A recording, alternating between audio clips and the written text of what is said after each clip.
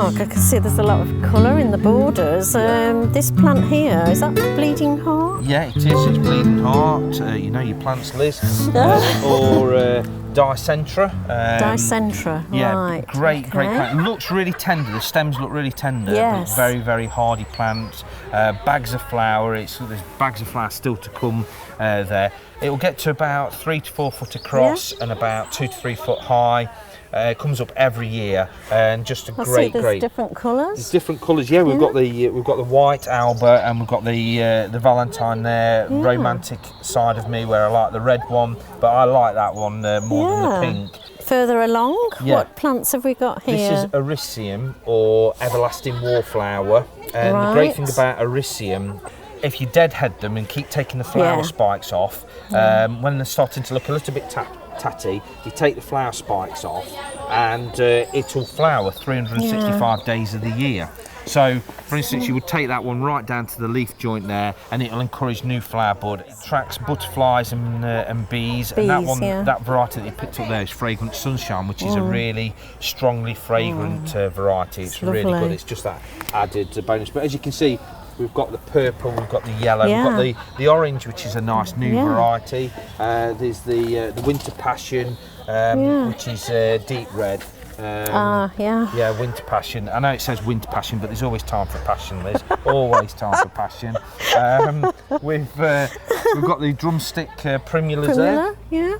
Really good. And now, if you've got a shady spot in the garden underneath trees, and it's a bit clayey, they're absolutely perfect. Flower the heads off right the way through the winter. Do they come in different colours as well? They do. We've got the pink and the blue at the moment, but you can get them in white. Yeah. They have like a little pom-pom flower that sticks up, and it's a very modern looking plant. Right. Okay. We've got the.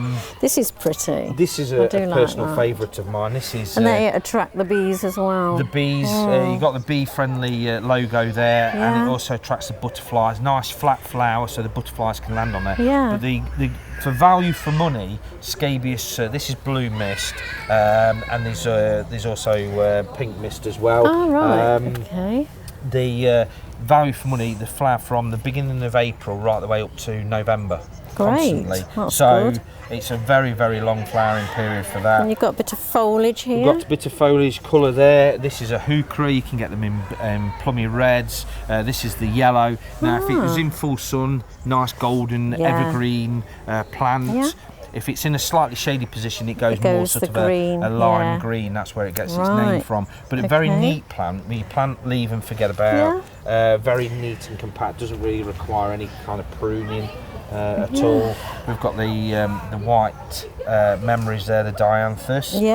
Again, if you smell that, Liz, it's a very strongly scented flower. And the nice thing about this is gorgeous scent on there. The great thing about this, if you keep flowering and cutting the flowers off, and have those in your house, it'll just completely throw up new flowers, and it'll flower for such a long time. And we've got the Nemesia Wisley Vanilla. This one. Carrying on with the scented theme. This has got a beautiful vanilla scent. And again, with it being white, you can put that in tubs or baskets, come back year after year. It's not like the summer bedding. So before the summer bedding even kicks off, there's lots and lots of flower at the moment.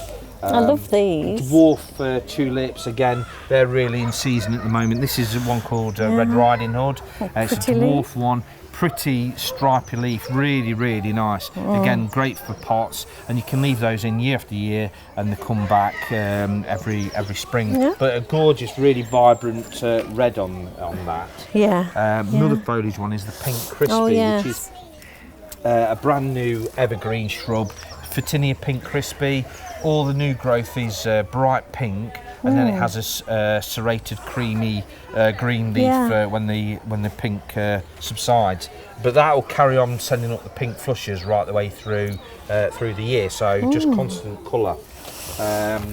One of the most popular plants that we have here at Markeaton is the clematis. This is an evergreen clematis called Avalanche. A nice feathery leaf. When it goes very, very cold, the leaf goes a purpley red in winter when it goes very, very cold. Has all these masses of white flowers at this time of year. Absolutely gorgeous, really, really good variety. And you don't have to prune it like you do regular clematis as well.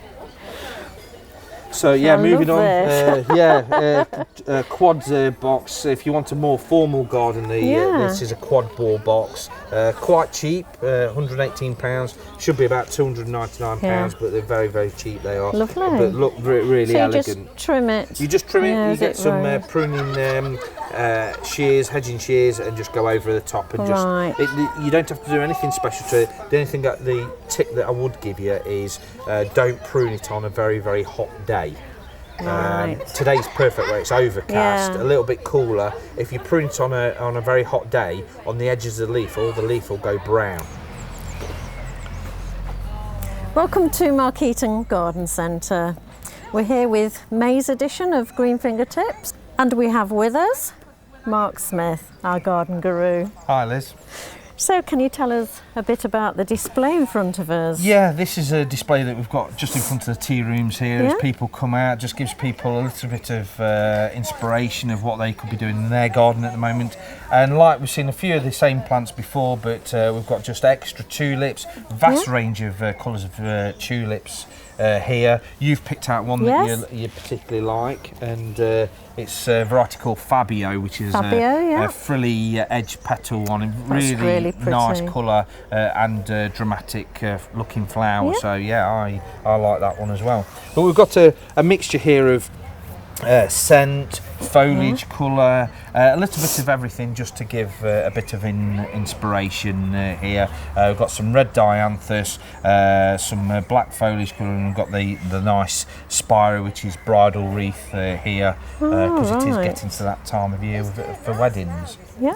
Okay, so what is this more for foliage? Yeah, it's the same as the one that we saw. It is. It's the pink crispy, and it's important to include foliage into the garden rather than just having all flower and green leaf. Just break it up with a bit of foliage colour. I mean, this is a great one because the pink is nice with the new shoots and the variegated leaf, and it just complements well and goes really well within a pink colour scheme or red colour scheme. Okay. It's we've got the primulas as well, the bright yellow primulas this time rather than the blues and the pinks.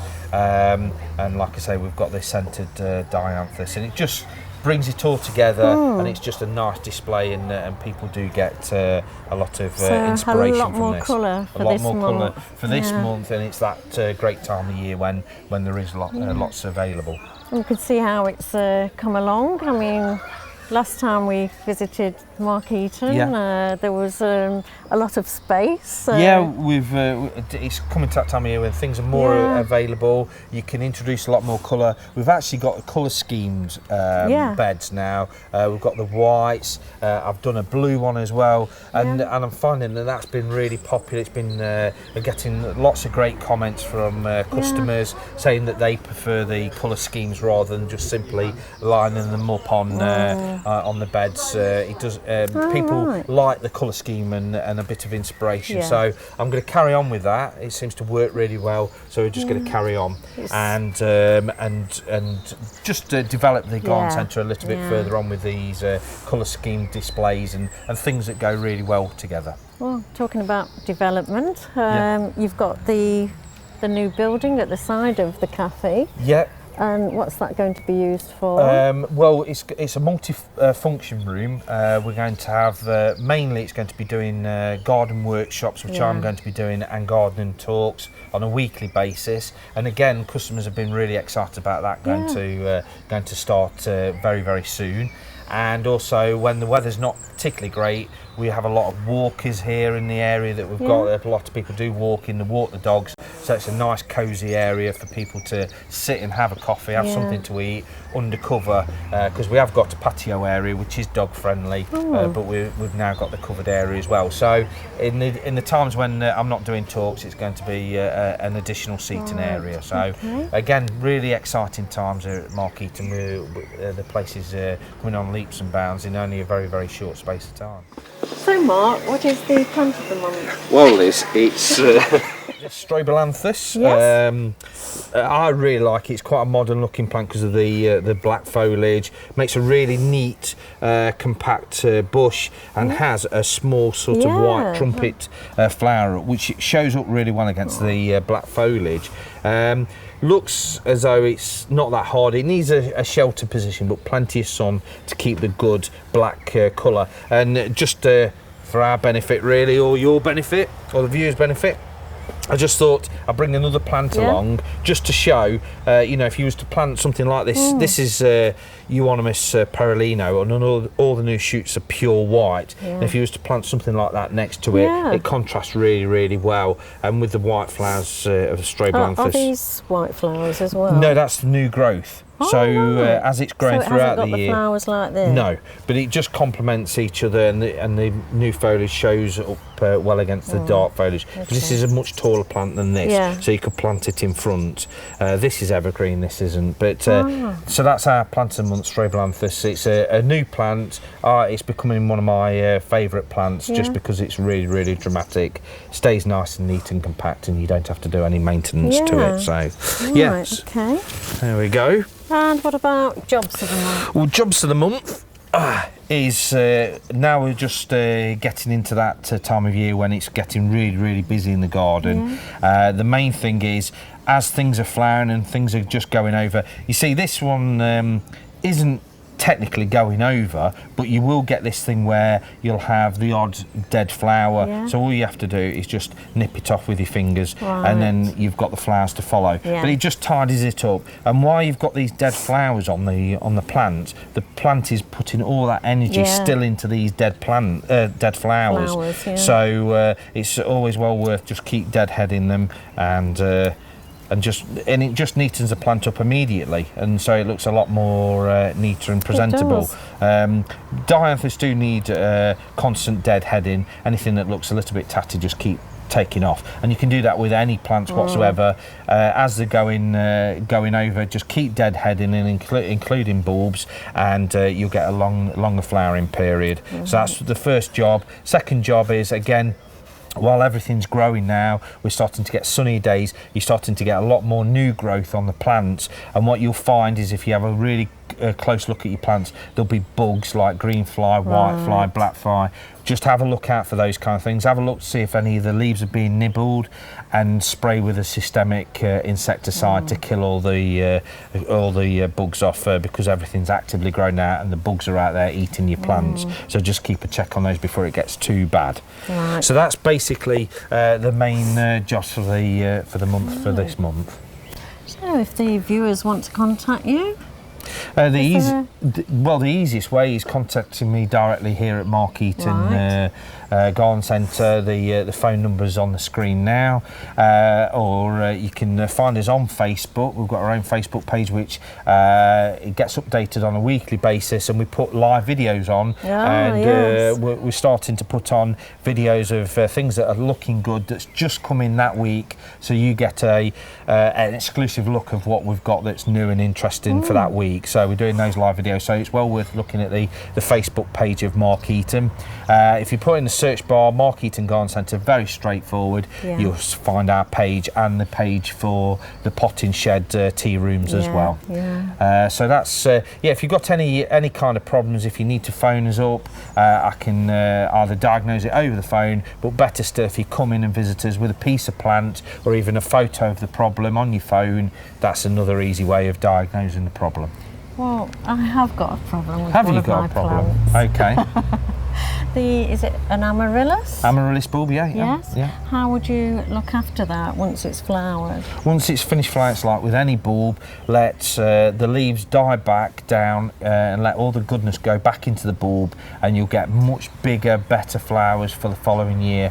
If you cut those off beforehand while they're green, all the energy doesn't go into the bulb, and you get a weaker looking plant next year. So let all the energy go back down into the bulb. If it looks a little bit unsightly in the house, move it out into the greenhouse, into the garage, or just outside where it's a little bit sheltered, and let it die down naturally. And then once all the leaves have gone brown, you can pull all those off, and it makes it nice and neat for you. Yeah, that's a good tip.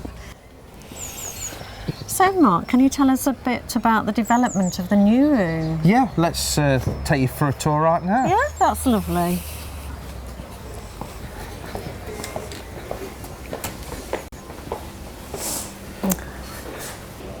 Right, can you remind the viewers what this room was for? We saw it earlier on in the last Green Fingertips. Yeah, it's basically going to be a multifunction room where we're going to have gardening workshops, we're going to have gardening talks in here on a weekly basis, and while the weather's not that great, it's going to be extra seating for the tea room next door, and it's with a nice covered area for walkers and people who's got dogs. They can use this room as well. So it's a pure multifunction room, and it's coming along. We've only got a couple of days to go before it's completely finished, and we can start using it. And so it's really exciting times. Just point out the feature of the fig tree really nice. on the wall there. It's growing fig, and it's got figs on it, and the leaf is just starting to come out now. And I think that will make a real nice feature when it's all in full leaf. So yeah, really excited about this, and it's